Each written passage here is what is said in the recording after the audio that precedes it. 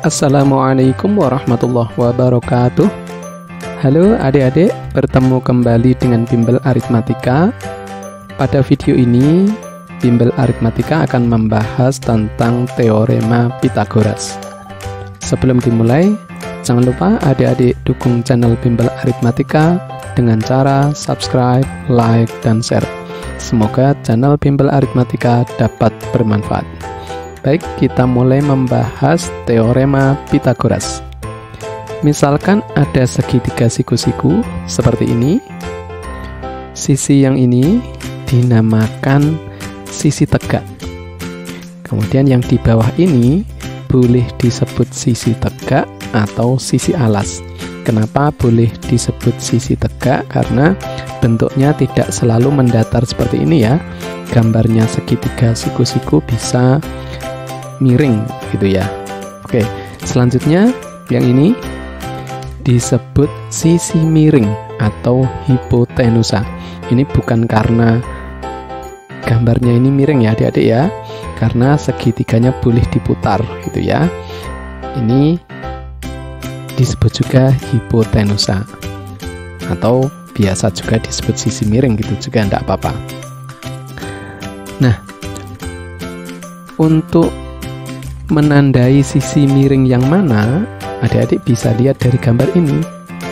Jelas terlihat sisi miring itu atau hipotenusa itu sisi yang paling panjang.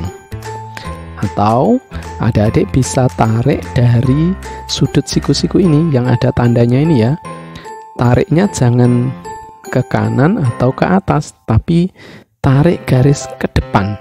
Yang di depan sudut siku-siku itulah namanya sisi miring atau hipotenusa, sisi yang terpanjang. Nah, ditarik garis seperti ini, itu namanya sisi miring atau sisi yang terpanjang gitu ya. Oke, sekarang misalkan sisi tegak yang sini, ini saya simbolkan dengan A. Kemudian sisi tegak yang di bawah ini saya beri nama B. Sisi miring atau hipotenusa ini saya beri nama C. Ini akan berlaku rumus seperti ini adik-adik. A pangkat 2 ditambah B pangkat 2 sama dengan C pangkat 2. Jadi bisa kita dapatkan untuk memperoleh C tinggal diakar gitu ya. C sama dengan akar A pangkat 2 ditambah B pangkat 2. Nah, sekarang kalau mau mencari A bagaimana? Tinggal B kuadratnya dipindah ke kanan adik-adik. Ini positif berarti menjadi negatif atau pengurangan gitu ya. A pangkat 2 sama dengan C pangkat 2 dikurangi B pangkat 2. Jadi, untuk mencari A tinggal diakar gitu ya. A sama dengan akar C pangkat 2 dikurangi B pangkat 2. Kalau untuk mencari B bagaimana? Tinggal A-nya yang dipindah ruas menjadi pengurangan. B pangkat 2 sama dengan C pangkat 2 dikurangi A pangkat 2. Untuk mencari B tinggal diakar. B sama dengan akar C pangkat 2 dikurangi A pangkat 2. Nah, rumus-rumus inilah yang dinamakan teorema Pythagoras. Nah, sekarang supaya mudah dalam menghafal bagaimana? Adik-adik bisa lihat gambar segitiga ini. C-nya atau hipotenusanya itu yang paling panjang. Karena yang paling panjang, maka rumusnya positif gitu ya. Ditambah berarti gitu. A itu pasti lebih pendek dari C. B juga lebih pendek dari C. Jadi kalau mau mencari A, rumusnya berarti pengurangan. Yang paling panjang dikuadratkan dikurangi sisi yang lebih pendek yang diketahui dikuadratkan gitu ya. Untuk mencari A pengurangan bentuknya, untuk mencari B juga rumusnya pengurangan.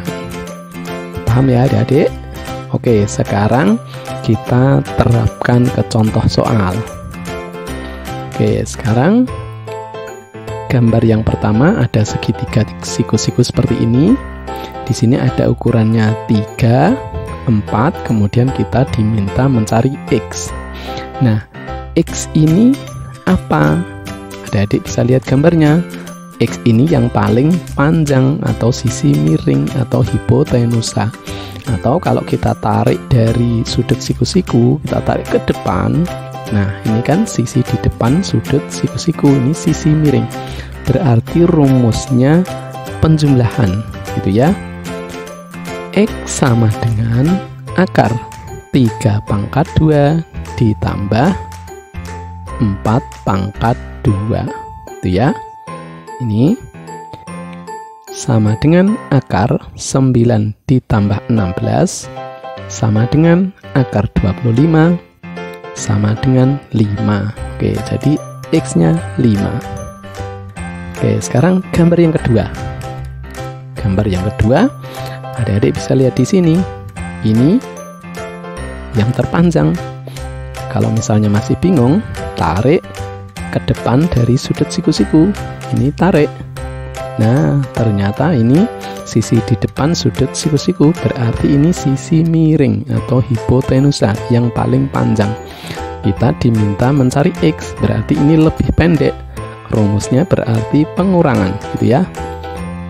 X sama dengan akar 10 pangkat 2 dikurangi 6 pangkat 2 sama dengan akar 100 dikurangi 36 sama dengan akar 64 sama dengan 8. Oke, sekarang gambar yang ketiga. Adik-adik perhatikan lagi.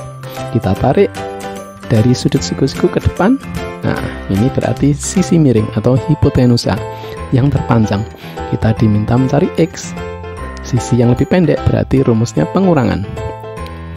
X sama dengan akar 17 kuadrat dikurangi 8 kuadrat sama dengan akar 289 dikurangi 64 sama dengan akar 225 sama dengan 15. Oke, gambar yang keempat. Kita lihat 13 ini apa? Tarik dari sudut siku-siku ke depan. Nah, ternyata ini sisi miringnya. Kita berarti mencari yang lebih pendek. Rumusnya pengurangan. X sama dengan akar 13 pangkat 2 dikurangi 12 pangkat 2 sama dengan akar 169 dikurangi 144 sama dengan akar 25 sama dengan 5. Oke, soal berikutnya. Baik, ini ada gabungan dua segitiga siku-siku adik-adik. Ada segitiga A, B, C, siku-siku di B. Kemudian ada B, C, D, siku-siku di C. AC panjangnya 15 cm, AB 9 cm, CD 5 cm. Kita diminta mencari panjang BD. Oke, sekarang yang pertama kita cari dulu BC adik-adik dari segitiga ABC, gitu ya. Kita cari dulu BC. Di sini ada 15, ini apa? Tarik dari sudut siku-siku ke depan. Berarti 15 ini sisi miring. Berarti untuk mencari BC rumusnya pengurangan, gitu ya. Yang lebih pendek. Sisi yang lebih pendek BC sama dengan akar sisi miring 15 pangkat 2 dikurangi 9 pangkat 2 sama dengan akar 225 dikurangi 81 sama dengan akar 144. Oke, sama dengan akar 144 yaitu 12 cm. Oke, di sini sudah ketemu 12 cm. Sekarang kita akan cari BD. Kita tarik lagi dari sudut siku-siku ke depan.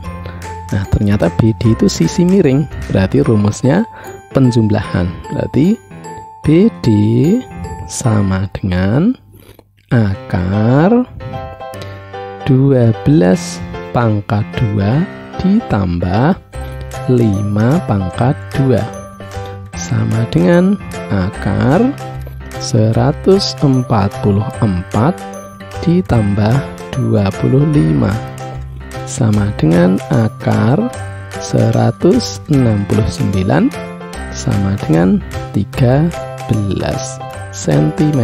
Oke, BD sudah ketemu 13 cm.